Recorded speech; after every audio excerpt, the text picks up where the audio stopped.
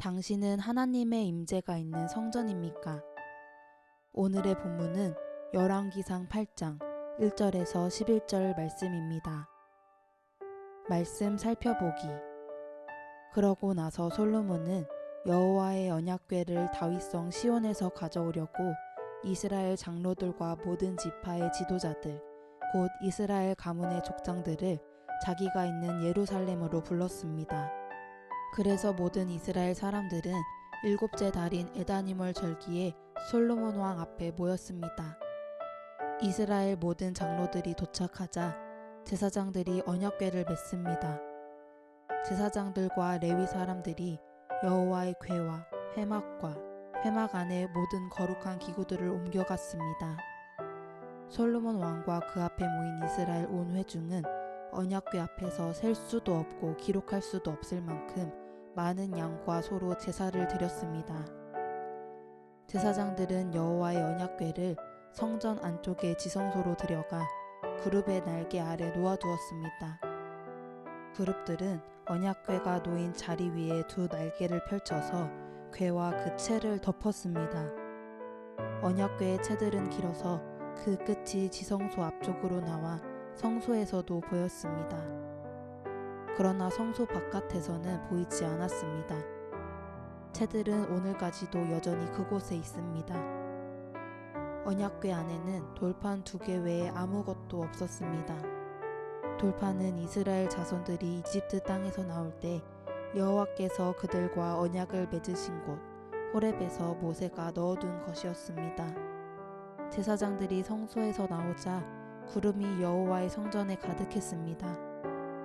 제사장들은 그 구름 때문에 임무를 다 마치지 못했는데 여호와의 영광이 성전 안을 가득 채웠기 때문입니다. 오늘의 팁. 2절의 에다니멀 절기. 에다니멀은 이스라엘의 종교력으로 음력 7째 달입니다.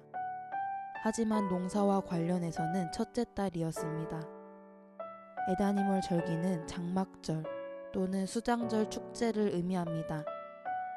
여호와께서는 수장절 축제를 출애굽기 23장에서 연말에 또는 출애굽기 34장에서 연말에는 지키라고 하시므로 에다니멀이 한 해가 바뀌는 달임을 말씀하셨습니다. 말씀 이해하기. 오늘의 본문은 솔로몬이 성전에 언약궤와 거룩한 기구를 모시는 내용입니다. 솔로몬은 에다니멀 절기에 이 일을 합니다. 에다니멀을 살펴보면 1일은 한 해의 시작을 알리는 나팔을 부는 나팔절이고 10일은 대속죄일이며 14일에서 22일까지는 장막절 또는 수장절이라 불리는 절기의 달입니다. 솔로몬은 이스라엘의 장로와 모든 지파의 지도자를 예루살렘으로 모으고 제사장과 레위인을 통해 모세의 성막에 있던 모든 기구를 성전으로 옮깁니다.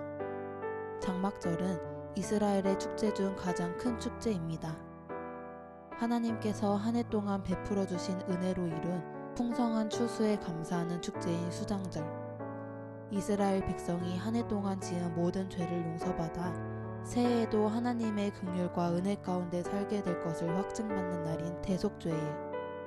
광야 40년 동안 함께 하시며 백성을 먹이시고 입히시며 보호하셨던 하나님께서 여전히 이스라엘과 동행하실 것을 보증받는 초막절에 성전을 봉헌하는 것은 매우 큰 의미가 있습니다. 이제 하나님께 봉헌한 이 성전을 통해 이스라엘 백성은 죄를 용서받을 것이며 하나님은 죄를 용서받은 정결한 백성 가운데 언제나 거하실 것입니다. 그리고 이 성전에서 드리는 백성의 기도에 응답하시고 그들에게 은혜를 베푸셔서 풍성한 추수와 즐거움의 축제가 이루어지게 할 것입니다. 이것이 성전을 통해 이스라엘 백성이 누릴 하나님의 복입니다. 법궤를 모셨던 제사장들이 성소에서 나오자 여호와의 영광이 성전 안을 가득 채웠고 제사장들은 임무를 마치지 못했습니다.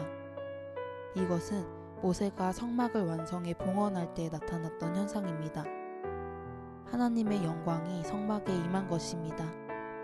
과거 모세의 장막에 임했던 하나님의 영광은 사사시대의 이스라엘 백성의 지속된 불순종과 제사장의 악행으로 성막에서 떠났었습니다. 그리고 법궤는 블레셋에게 빼앗기고 엘리와 그의 아들 홈니와 비느하스 제사장은 죽임을 당했습니다. 그런데 제사장에 의해 법궤가 솔로몬 성전에 안치되자 마침내 하나님의 임재와 영광이 돌아온 것입니다. 하나님께서 그들과 함께 계시기 때문에 이제 이스라엘 백성의 고통은 기쁨으로, 탄식과 울음소리는 찬양과 축제로 바뀌게 될 것입니다. 현대 그리스도인은 하나님께서 거하시는 성전입니다. 각 개인과 주의 이름으로 모이는 공동체 가운데 하나님께서 함께 하십니다. 그러므로 우리에게 임한 고통은 기쁨으로, 탄식과 울음소리는 찬양과 축제로 바뀌게 될 것입니다. 그러므로 우리 모두는 각자의 마음과 공동체 안에 거룩한 법궤가 놓이고 거룩한 하나님의 임재가 있도록 죄를 미워하고 하나님의 임재를 갈망해야 합니다. 말씀 따라 살아가기. 당신이 거룩한 성전으로서 하나님의 임재를 누리기 위해 해야 하는 일은 무엇입니까? 하나님의 임재를 위해 버려야 할 것은 무엇입니까? 말씀대로 기도하기. 대한민국이 하나님의 임재가 있는 거룩한 땅이 되도록 나라와 민족의 죄를 회개합시다. 그리고 하나님의 임재를 소망하며 함께 기도합시다.